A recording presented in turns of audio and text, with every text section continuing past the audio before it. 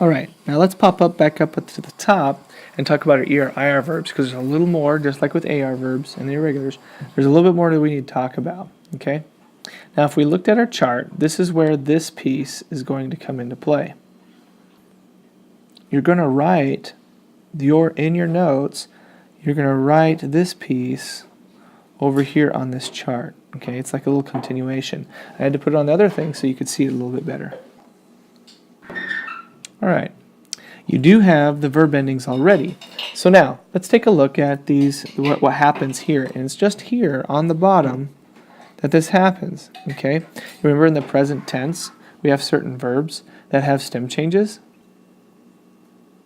All right, so we have some verbs just in the third person singular and third person plural form that have a little stem change, okay?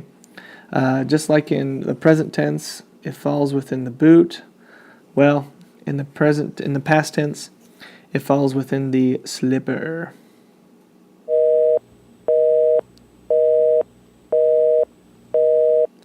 So I want to make sure that you understand that they're only going to have this I to Y and these stem changes right there in the slipper in the third person singular and third person, or basically the third person forms. So now let's talk about stem changers first. That one's really easy. There's two rules in identifying a stem changer in the preterite tense.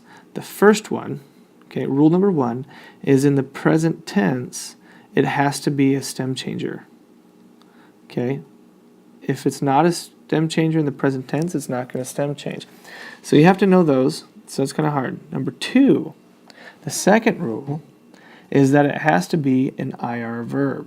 Only the IR verbs have stem changes. IR verbs, stem change. Now, there is something else that's kind of exciting in that in the present tense, we have three different forms of stem changers. Okay, we have E to IE, and O to UE. But in the stem change for the preterite tense specifically, we only have two forms. Okay, it's E to I and O to U. Okay, so make sure that you memorize those and know which one's stem change.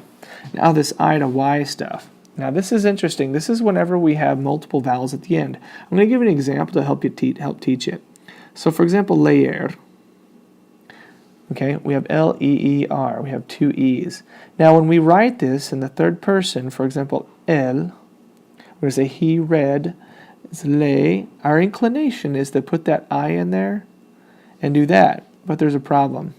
There's too many vowels. We have to change that. So I'm going to erase it and show you what happens. That I is going to change to a Y. Okay? Same thing with anything that has a vowel at the end and it's an IR verb or ER verb. Most of the time it's an IR verb like construir, leer. Leer is one of those exceptions. You know, it's going to change from an I to a Y. So you have to be able to recognize those when you're putting them in the past tense.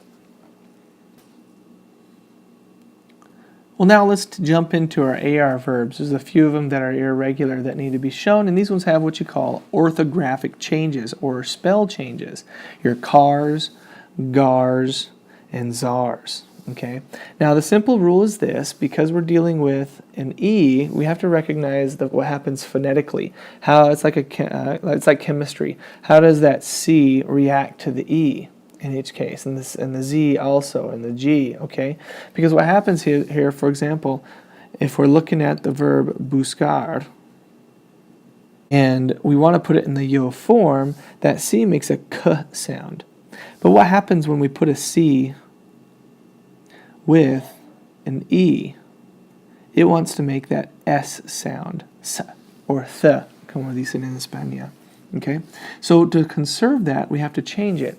That C is actually going to change, and it's just for the yo form. Okay, like for example, it becomes a QU. It's going to change to a QU. All right, so if we were to do yo, it'd be busque. Okay, with the accent over the E. All right, now down here, for the verb, for GAR verbs, gar, well, I'm going to use the example of Pagar. Yay! Pagar. Pagar, you know the sound that the G makes is a G. It's not H, it's G. So again, what we're dealing with is we're trying to conserve that sound so we recognize it as to pay. Otherwise, if we don't, we're not gonna know what it's meaning. So pagar. Okay, so the same thing happens here. We're actually just gonna add a U to it, separate the G and the E. So it becomes yo pagué. Okay. Now Z is a little bit different. That Z is actually going to change to a C. So in the yo form, it becomes, for example, if I used comenzar, it'd be yo comencé. Okay, it's going to change from a Z to a C. Now the only thing you have to do is just memorize them. Okay, and it's only in the yo form. You could almost call them your irregular yos of the preterite tense.